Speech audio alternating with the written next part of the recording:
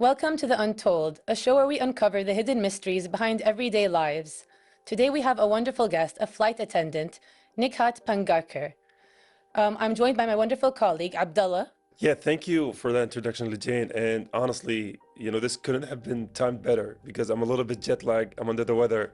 So we have a flight attendant today with us on the show to talk about, the intricacies of this, I would say niche kind of field, but a very important one, right? They are the majority of the connection in charge of the safety protocols and everything between us and the airplane. Yeah, flight attendant, I think, is not as easy a job as people think it might be, because there are probably a lot of things going on behind the scenes that we're not aware about, and I'm curious to find out from her what they are. Yeah, and also the pilots are chilling, resting in their, in their rooms, whatever. And so all the pressure is on the flight attendants, right? They got to deal with people, they got to deal with the crisis, they got to deal with troubles immediately, right? So it's really great to have this episode to sit down with one of them and talk about it. I agree. One of my friends is a flight attendant. I know how chaotic things can be. So I'm curious to see what Nikki has to say about everything, because I'm sure she's going to tell us wonderful stories because of all the adventures she's probably having. And with that, we're going to go take a short break so we can find out the truth behind flight attending. And we are back with Nikhat Pangarkar. So first, I want to welcome you on The Untold. Thank you for having me over here. Nikhat, you are a flight attendant. I want to ask you, what inspired you to take this as your career path? Well, I think it started with my mother. Yeah. My mom always wanted to be a flight attendant, and she would always talk about the flight attendants in India. They wear their saris and they're all glammed up and walking through the airport, going around the world. So I think we talked about it so much that was instilled in my brains, and that's all I wanted to do growing up, and that's what I ended up doing. So you fulfilled her dream in a way. Yes, living the dream. So how did they react when you first got into flight attendant? Like, were they happy, excited, surprised? Nobody was surprised, to be honest. Oh. Like, everybody knew that's what I wanted to be. Even my friends, in school we used to have these scrapbooks where there were a bunch of questions about life, and we would circulate around all our friends. And every time I had that question, what do you want to do when you grow up? Flight attendant. Nobody was surprised. They're like, oh, we already knew that. It must have been nice that you knew what you wanted to do, though, because I think a lot of people don't know what they want to do at all when they get older. So I think that must have helped you with a sense of purpose, maybe? Yeah, it did. I mean, in India, the norm is as soon as a kid is born, you're either a doctor or an engineer. And my case was completely a flight attendant. You're going to be up in the skies. And yeah, it just gave me that push to always do better and look forward to that, and that's what I did. I understand that because I studied a path in English literature, which is very far off what my father wanted me to do at all. It was not a lawyer, not a doctor, or any of the common roles, even in Arab culture, that we are meant to do. Speaking of how glamorous it is to be a flight attendant, or at least that's what was kind of the image your mother gave you and everything, is it really as glamorous as they say? It is glamorous, and of course there are parts that are glamorous. I'm not going to say it's glamorous throughout, because there are a lot of non-glamorous things that happen throughout the flight and the career, and it makes you question, like, is this what being a flight attendant was, or it's just something that you're not prepared for, to be honest. From the outside what you see, and the inside of it is like pulls apart. So was that your first time flying when you got into flight attendant, or did you fly before? Oh, no. I used to fly all the time as kids, and, watching them, what they're doing, serving passengers, always having a smile on their face. And then when we would leave the aircraft, they would come with us because they have their layovers over there. It's like, oh, this is perfect. They're just traveling. They just go and they serve tea, coffee, food, and that's it. They sit there, chit chat, and that's it. Nothing to do. I thought it was the easiest thing in the world. So yeah, that's what, that was my mindset too. Yeah. I've heard, however, that the training can be quite rigorous to be a flight attendant. So can you tell us a bit more about what the training was like? The training, well, I think the first thing about the training, I would say, is like getting into that mindset that a lot of people's life depend on you. It's not about looking good. It's not about smiling at passengers. It's not about just serving tea and coffee. There's so much that goes into that training. We train for being a firefighter on board, and a bomb squad, your first aid responder, and from headache to giving birth, we could do all of it. That's amazing. And we are trained for it. So, I think it's difficult, and you have to be mentally prepared to get into that. And that was one of the toughest things, to have that mindset, because you're going with a mindset where, oh, it's easy. I'm just going to serve tea and coffee and that's it. But you go on there, it's like, oh my God, there's so much more I have to do. So would you say the training is more focused on, safety precautions, or is it a balance between customer service and safety? Well, I don't think you can anytime have a balance between the two, because safety is paramount when it comes in aviation. All the safety procedures that are written, they're written in blood because of all the accidents that have happened before. So, most of our training is revolved around your safety procedures, emergency procedures, your first aid, but of course we have substantial amount of training for customer service as well. I love how it's like, oh, I'm going to just serve tea. I'm going to look pretty. I'm going to be able to fly to different places. And then it's reality, what to do in emergency, if there's a bomb, a birth, an emergency. So it's quite a different, I guess, twist to what you must have thought. And speaking of emergency training and those kind of things, could you tell us something that you guys are trained to do that people may not be aware of? I can help assist a birth on board. That's insane. Right? It really is. And it's not only, like giving birth it's a very magical and beautiful thing. Yeah. And assisting in that is crazy. But, when you are on a flight where your resources are so limited, and the things that you have to do in order that the baby is safe, the mama is safe. And it's not just that after the baby is born, there are so many things after.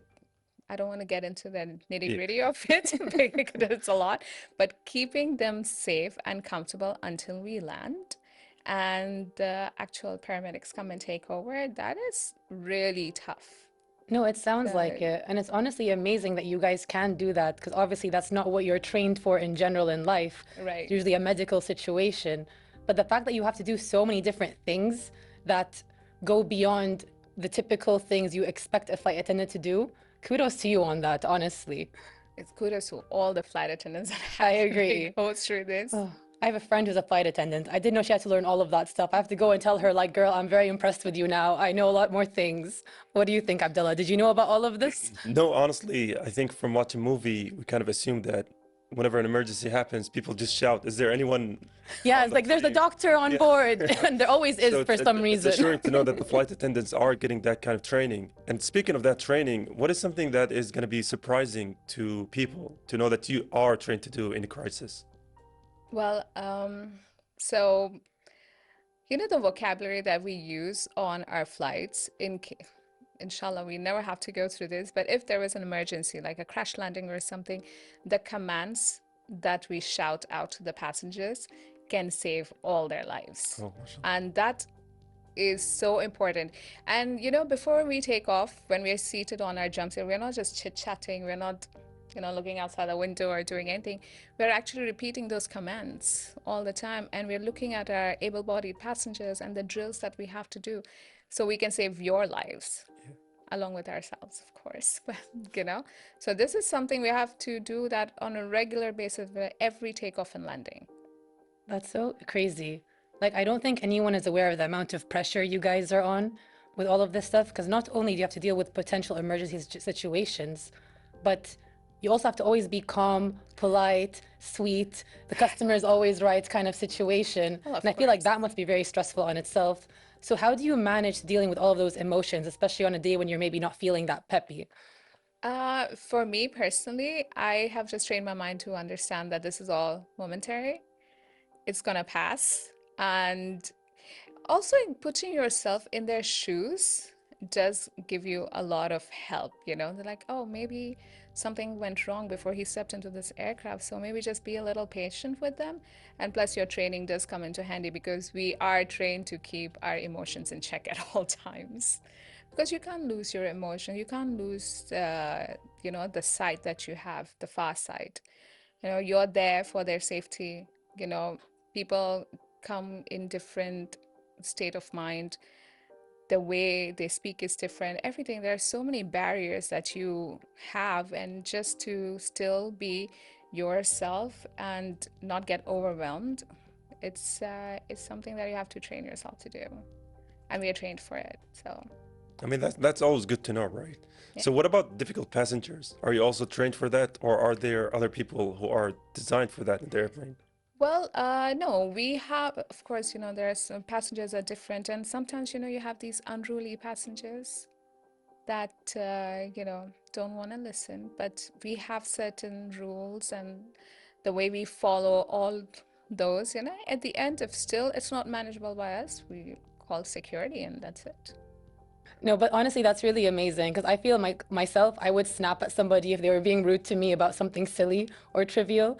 But like, I know even my friend who's a flight attendant, she's always so patient and so understanding, even in regular day life. And I think that mentality is rubbed on to her everyday life in general. Do you think it's rubbed off on you? Of course, I spend more of my time on an aircraft than I'm at home ever. So, I'm always in that. In fact, when I come home, I don't want to speak to anybody. I'm just quiet. I do what I need to do, relax, unwind, and go to bed. And then next day it's all over the same thing again, off and out. Yeah, no, that makes a lot of sense. So speaking of like a typical day of flying, how does your day start and end for you? Like, could you run us through like an example of how your whole journey goes? Well, we report for duty a couple of hours before departure. And we collect all the information that's required for the flight. We brush up with our knowledge on our security, safety, first aid, emergency details, whatever we have. And all the specials that we have on the flight, the meal count, and then we go on that aircraft. And it's not just you go there and that's it, I put up all my stuff and then all the passengers are in. No, we have to do our safety checks, security checks, then our first aid checks, and obviously your catering, first duty free, everything. That's when we are sure that everything is in check, there are no threats, everything is in place. That's when the first passenger gets on board. And what about flight jitters? Do you still get those, or has it now become routine? I never had them to begin Oh, okay. with. I can't really speak for somebody else, but I know my brother, like he's a horrible flyer. And all our family, like we've been flying since we were kids, but but over time I've seen him also get a little calm because he takes a lot of our flights too, so now it's okay. But for me and any of the flight attendants, I don't think they have any, because if they're there with those jitter, yeah, they're in the wrong profession. No, that makes total sense because why would you choose flying as the thing you do every single day if you're afraid of flying or get Yeah, nervous? exactly. I'm like you. I think I've been traveling since a young age, so I've never felt that kind of fear or anxiety on a plane. But my sister actually has. She used to get so much anxiety with takeoffs and landings, and she would not be able to travel without at least someone in the family with her who understood, because she would get so anxious. Yeah, we get a lot of passengers like that. And for me, you know, they're just walking around and, they're embarrassed to talk about it. So when you go up to them and ask them, is there an issue? And they'll tell you, oh, I'm scared of flying. So I bring them to the galley and I teach them grounding techniques because it's Wow. just panic and anxiety, that they have for flying. So it's very easy. Those 5 rules that you follow, and they take deep breaths and then they sit down, give them water and just talk to them. And so they just forget about everything. Wow. And I always have, I'm sorry, I Oh don't know if no. I cut you off, but I always have this thing on my cell phone. Those are those frequencies for anxiety. Oh yeah, like those sound waves and Yeah, stuff, the the sound relaxing waves. Yeah, noises. White exactly. noise? Some similar. White noise is, yeah, it's something similar, Yeah. but they have different frequency. Yeah. It's 582 hertz. So those frequency like relax your mind when you have anxiety. So I tell them, have this, and I always have them that I give it to them. It's like, just listen to this. It's so cool that you're trained in so many different techniques. With that, we're going to go on a short break, and then I hope we can discuss this more. Sure. Stay tuned for after the break. And we are back with Nikki, a flight attendant. And I want to first ask you, or maybe after the break, my first question is going to be about some rituals that you do within the flight. Because as someone who travels a lot of times, I can never sleep in an airplane. So, what are some tips and tricks that you have for longer flights, dealing with all these noises, pressures, and everything? Earplugs. Earplugs. Earplugs, and usually after service, if it's a night flight, we dim the light so it's comfortable for the passengers to, take a nap. Obviously, external factors like, a kid crying or something, that's not something that we can really do, but earplugs are your best friend. You can't lock them up if that happens for the kids. I mean, I've thought about it, but I really can't do that. There's a secret special zone on the plane for I'm sure all kids who don't passengers are going to be behave. applauding if you do that. Oh, that's so Not funny. their parents. Maybe actually their parents would. No comment. I'm not gonna comment on that one. Yeah. Oh, that's so funny. Speaking of sleep, I struggle with sleep on planes as well. Like I tend to just like watch movies over and over again until I get to my destination. I'll try to rest, but it just doesn't work out. Are earplugs uncomfortable though? Because I feel like I wouldn't know how to sleep with something in my ear. Or do you get used to it? Oh, I never use some because I never Oh, sleep this on is the just flight. Do you But never it's for sleep on passengers. flights? Never. Because I've seen like some social media posts showing like these secret compartments where flight Yeah, attendants the sleep. bunk beds that they Did have. you guys up have there. those No, we too? don't have those, Okay. but the other flight attendants, they do, and they can. I personally, even when I travel long distances, I honestly cannot sleep because for me, I'm so used to just walking around the aircraft and dealing with things. Like I can't stay still on an aircraft. So even if long journeys, like I'll usually be taking walks, I'll stand by the galley or the lavatory doing my stretches, and I'm just like, okay. And you, as a flight attendant, when you go on a different airline, you're always checking what they're doing, because like, you're judging. We're not judging really, we're just observing. I mean, there's not much else for you to do, is there? I mean, there is, but in between those moments where you're done with service and all Yeah, that. exactly. It's nice. I mean, I'm always envious of people who can, in a click, just sleep in airplanes. One of my friends is like that. It's so annoying. Because I remember the last time I went to the United States, before that, I went to a doctor and then I got Ambien, which is a sleeping pill. And then I went there, not sleeping for the whole day. And then in the airport, I took melatonin. And then I got to the airplane, and for 16 hours, I still couldn't sleep. What's wrong with you? I can't sleep in airplanes. So whenever I see people who are sleeping by the time the captain is calling, I'm like, you got to jail these people. They're doing something. Like, I don't know. Those people also to me are very suspicious. One of my best childhood friends is like that. And you could even be talking to her and she'll just pass out. And I'm like, why? Why are you the favorites of the flight? Who made this? Like, it's so unlucky. And I'll like, even if I don't sleep at all, I still won't sleep on a plane. Yeah. It's just one of those things. Some people, they find it soothing. Me, I can't. It's like, especially maybe because we're tall, the seats are just very uncomfortable and stuff. I know, even don't when I know. was a kid, I was a short kid for a while. I couldn't sleep as well. I don't know, something about airplanes. The constant noise is just yeah. That's why I It's like have white noise for some people. that's why I have noise canceling headphones. But even with those, you They can't help. turn around if you want to sleep. So yeah. Oh, speaking of noise, do you have any tricks to deal with the ear pressure stuff that happens when you take off or land? Yeah, you just chew on a gum. And it works. Yeah, because totally that's works. what is opening all your sinuses up and it's opening your ears. That movement, even like for kids, for babies, usually they're the ones that cry a lot during takeoff and landing because of the pressure. So we ask them to just give them a pacifier or just have a bottle in their mouth so they can. I was just one of sit on those that. babies. My mom used to tell me that the first flight they took me on, I started crying and I would not stop. And like, I was her first child as well, so everything was very new to her. But I was basically that terrible child on the flight that would not let anybody sleep or rest. I grew out of it, obviously. I think we can take this moment and give a public service announcement, is that if your child is too young to go to the movies, they're too young to go to the airplanes. Fair And enough. that's going to save all of us. I think that's fair enough. Now, I do want to ask you about something personally, because you've worked in flight attendance for so many years. Do you have favorite routes you'd like to go? Because I know some people who fly a lot, they like the views, they like the scenery more than the destination itself. I love going to Kathmandu. Okay. Nepal is absolutely beautiful. The food is amazing. The people are so lovely. They are so welcoming and warm.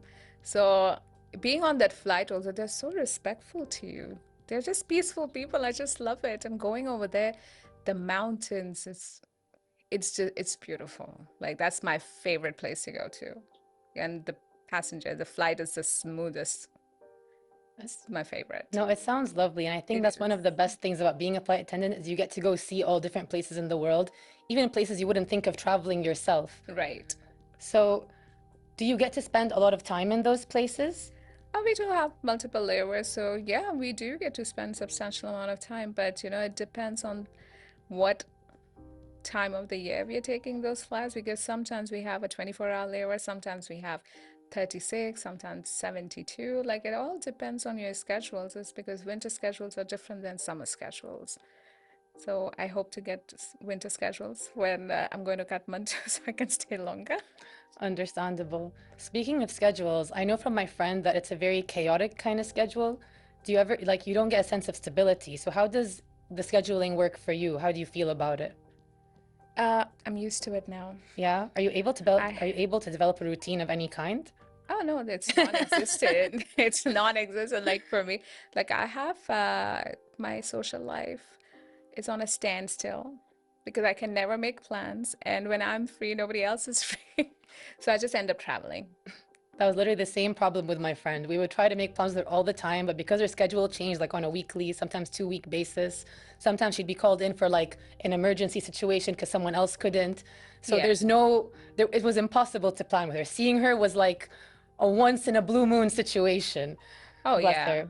Now, this question, I think it's not only for people in aviation, it's also a lot, the same goes for doctors. Yeah, very true. My best friend, she's a doctor. So her and I, like, she lives right across the street from me, and I see her twice a year. Both of you have the most chaotic schedules on the planet. So how do you even meet? Never. It's never. At least you both understand where each other are coming from. Yeah, I've known her 37 years now. Oh, mashallah. Mashallah, Yeah. like, we grew up together, so we know. We don't ever have to say, like, there'll be days we don't talk to each other, and then we'll like get back into it, like, oh, you know what, this happened, that happened, and oh, you want to meet? And I'm working. Oh, okay. Oh, that's amazing. I love those kind of friendships. Speaking of, do you ever end up making friends on these journeys of yours, like with passengers or people you meet in places, or is it always just too fast and transient for it to be a real thing? Well, on shorter flight, it's kind of hard to get into a conversation. But, as a flight attendant, I'll tell you one thing. We are also therapists on board, which we're not trained for. But you'll have the random passengers come to you know what happened to me today? And you're just listening to them, like, oh, okay. And then if you give them some advice and they're really appreciative of it, they're like, oh, we should definitely meet up. And there's sometimes I think people do meet up. I'm not one of that person. Understandable, I think. I can't even meet my friends, let alone someone new Right? It's like, I in my just met you. I life. have a woman I've known for 37 years that I haven't been able to see. Priorities, you know? No, but bless her heart, I have made friends with a lot of passengers, and I've kept in touch with them, because of their kids maybe, or their mother or sister or somebody. But I never really met anybody outside because just the schedules don't meet. So I meet them on flights. They'll tell me, oh, I'm on this route. I'm going, example, Dubai. Like, are you on this flight? So if possible, I'll take that flight to just see them. Speaking of your experiences on your flights, was there any moment with people or like a situation that happened, good or bad, that really changed the way you see flight attending? I don't think I have like a moment that I can pinpoint on. There are so many. But at the end of the day, taking the good out of all situations, you do make a difference in people's lives. Yeah, that's true. Just by a smile. And like I had mentioned before, you don't know what they have been through before they got onto your aircraft, and you just listen to them and be kind to them. And that alone can diffuse so many emotions and just make you relax. And that's a difference that you're making. And a little kid comes to you and they give you a little painting, or they give you a little hug before you go. Aw, It's like, it's the that's cutest so thing ever. cute. No, those So moments it's must fun. make it worth it. Oh, of course, definitely. And we don't get opportunities as much in our lives to do that on a daily basis. But unfortunately, I can say that for a lot of people, but not for myself. Alhamdulillah, for me, I get to do that every single day, and I'm very grateful That's for so that. beautiful.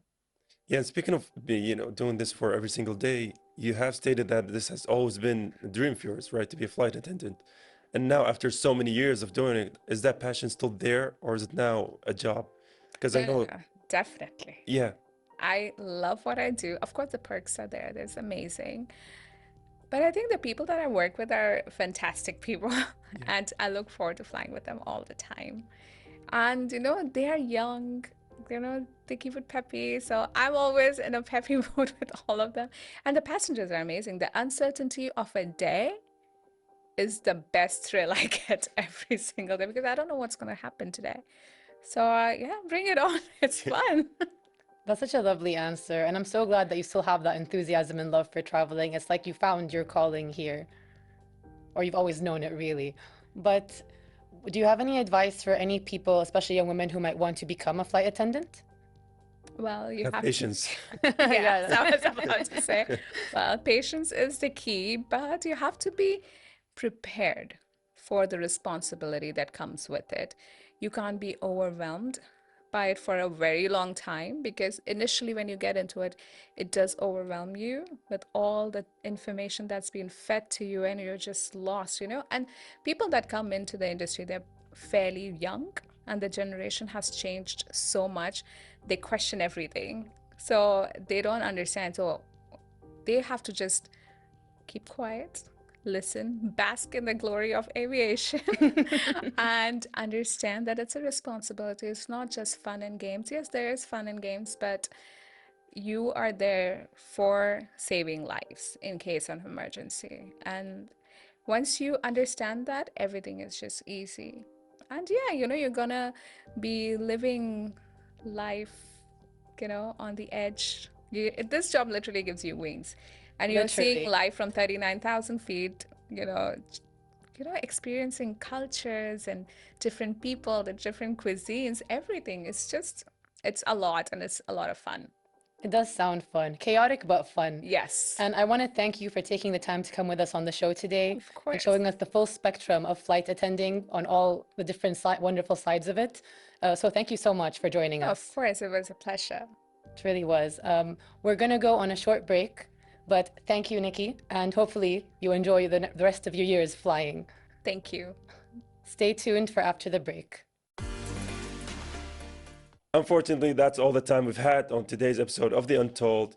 Honestly, it was so great to talk with Nikki. By the way, she prefers to be called Nikki. This is not something we start calling We just her by decided that. to start calling her that. Yeah. We choose the names now. It is. And honestly, it was so fun to see how lively she was, how she, full of passion about her, field she was and how she was talking about it with great enthusiasm. Yeah, and the fact that it was something that she's wanted to do since a young age and she did it and she still loves it, I think that's amazing. Yeah. And I was so surprised at the kind of story she told us because as we found out, it's not just serving tea and customer service. There's a lot of emergency and real life or death situations flight attendants have to be trained for, which is crazy when you think about them just being ordinary people, such as birth situations or other scary situations that may happen. And I was really surprised by that. Yeah, honestly, they're the first line of defense, right, in the airplanes. Whatever emergency you have, they're the ones who got to deal with it. And I do love how she kept her enthusiasm after so many years of work in the field. And, the statement goes true, right? If you're working something you love, you're not going to work a day in your life. And we obviously saw that, how she was filled with love and passion for all of this. I agree. Also, the fact that she's able to stay calm and collected and be polite to passengers no matter what kind of situation she arises is a very amazing skill and something I think we can all learn from. Yeah. With that being said, we do got to wrap this episode on, and I do got to go and get my ginger tea on. So with that being said, that's the end of us from The Untold. But until the next one, goodbye for now. Goodbye.